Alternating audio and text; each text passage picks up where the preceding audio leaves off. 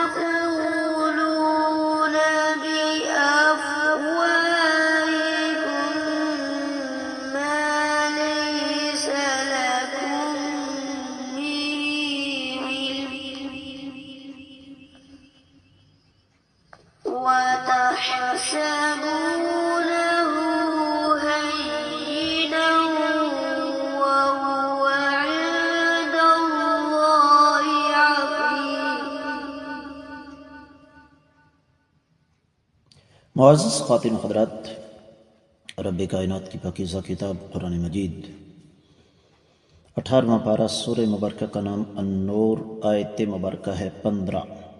اللہ رب العزت ارشاد فرماتے ہیں، اذ جب تلقونہ تم اس کو نقل در نقل کرنے لگے، بِأَلْسِنَتِكُمْ اپنی زبانوں سے، وَتَقُولُونَ اور تم کہہ رہے تھے، بِأَفْوَاهِكُمْ اپنے منہوں سے، ما وہ چیز، لَيْسَ لَكُمْ بِهِ عِلْمٌ جس کا تمہیں علم نہیں تھا، وَتَحْسَبُونَهُ اور تم نے اس کو سمجھا، هَيِّنًا ہلکا، وَهُوَ اور وہ، عِندَ اللَّهِ اللہ تعالیٰ کے ہاں، عظیم بہت بڑی بات تھی۔ با محاورہ ترجمہ سماعت فرمائیے گا۔ جب تم اسے اپنی زبانوں سے نقل در نقل کرنے لگے اور اپنے منہوں سے وہ باتیں نکالنے لگے، وہ بات نکالنے لگے جس کی تمہیں خبر نہیں تھی، تم نے اسے ہلکا لیا، لیکن اللہ کے نزدیک یہ بہت بڑی بات تھی۔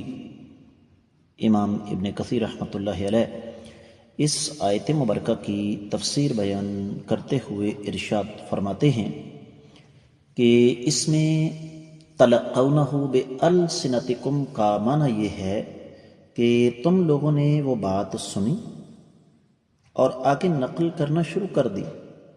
یہ نہیں ہے کہ تم معاملے کی چھان پھٹک کرتے، بلکہ یہی کہتے کہ فلاں نے یہ کہا، فلاں نے یہ کہا، فلاں نے یہ کہا، یہی کہتے رہے۔ اور پھر تھوڑی سی لغوی بحث کی ہے امام ابن کثیر رحمۃ اللہ علیہ نے اس حوالے سے کہ یہ جو تلقونہ ہے یہ اصل میں ہے کیا؟ تو میں اس پر تفسیر ابن کثیر کے باوجود آپ کو کچھ نہیں بتاؤں گا۔ وجہ اس کی یہ ہے کہ اس کا تعلق عام آدمی کے ساتھ نہیں ہے، اور ہمارا یہ فورم، ہماری یہ گفتگو عام آدمی کے لیے ہے۔ تو بنیادی بات جو سمجھنے والی ہے وہ یہ ہے کہ جس طرح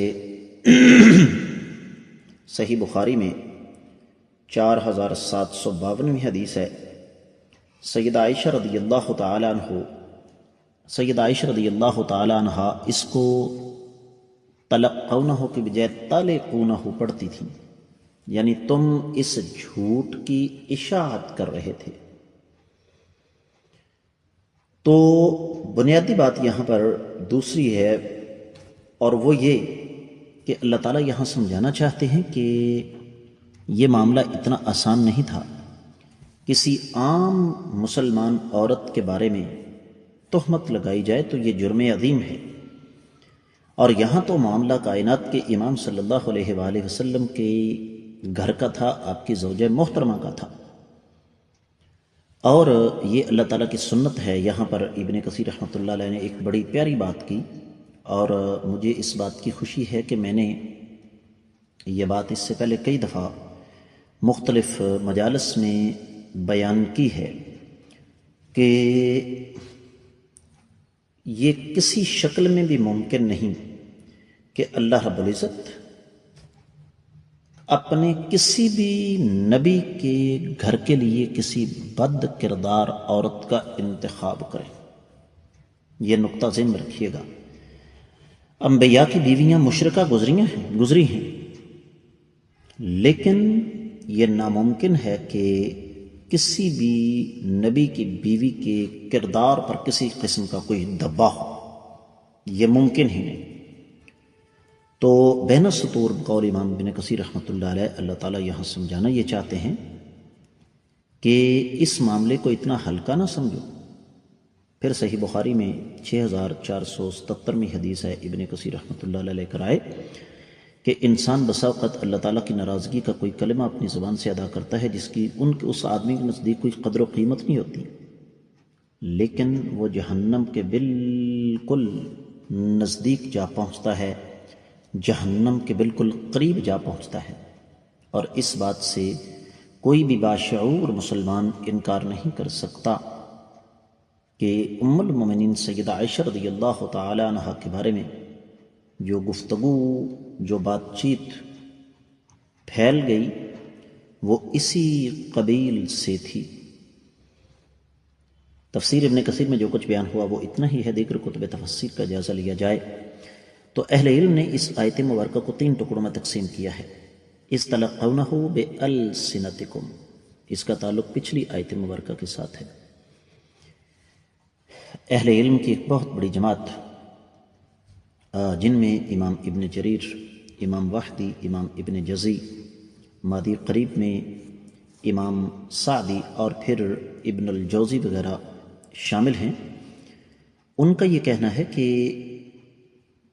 جس وجہ سے، جس انداز سے تم اس بات کو آگے نقل کر رہے تھے، اس وجہ سے تمہاری گرفت ہو سکتی ہے، اور وَتَقُولُونَ بِأَفْوَاهِكُمْ مَا لَيْسَ لَكُمْ بِهِ عِلْمٌ، تم لوگ سیدہ عائشہ رضی اللہ تعالیٰ عنہ کے بارے میں بے اساس، بے بنیاد اور بغیر کسی دلیل کے باتیں کر رہے تھے۔ امام ابن تیمیہ، امام شربینی وغیرہ نے اس پر بڑی تفصیل سے روشنی ڈالی ہے۔ خاص طور پر امام ابن تیمیہ رحمۃ اللہ علیہ نے مجموع الفتاویٰ میں 15ویں جلد کے 331ویں صفحے پر یہ ان کی عبارت نقل ہے کہ یہ عذاب کا سبب تھا کہ تم اپنی زبانوں سے کائنات کے امام صلی اللہ علیہ وآلہ وسلم کی عزت اور آبرو کے حوالے سے ایسی باتیں کرو جن کو کرنے کا تمہیں کوئی حق نہیں. جیسے پہلے میں عرض کر چکا ہوں کہ ایک عام عورت کے بارے میں اگر ایسی بات کی جائے تو اس کا نتیجہ بہت خطرناک ہے. اور یہ تو پھر کائنات کے امام صلی اللہ علیہ وآلہ وسلم کے گھر کے بارے میں بات تھی. تو اللہ تعالیٰ فرماتے ہیں وَتَظُنُّونَ وَتَحْسَبُونَهُ هَيِّنًا وَهُوَ عِندَ اللَّهِ عَظِيمٌ کہ اس معاملے کو تم لوگ بالکل ہلکا لو، لائٹ لو، لیکن اللہ کے نزدیک یہ بہت بڑی بات ہے. جس طرح کہ اسی سورہ مبارکہ کی آگے 23ویں آیت مبارکہ آ رہی ہے. اور پھر آقا علیہ السلام کا فرمان بھی ہے جو کہ صحیح بخاری میں 2766ویں حدیث کے تحت کہ 7 ہلاک کرنے والی چیزوں سے ڈرو.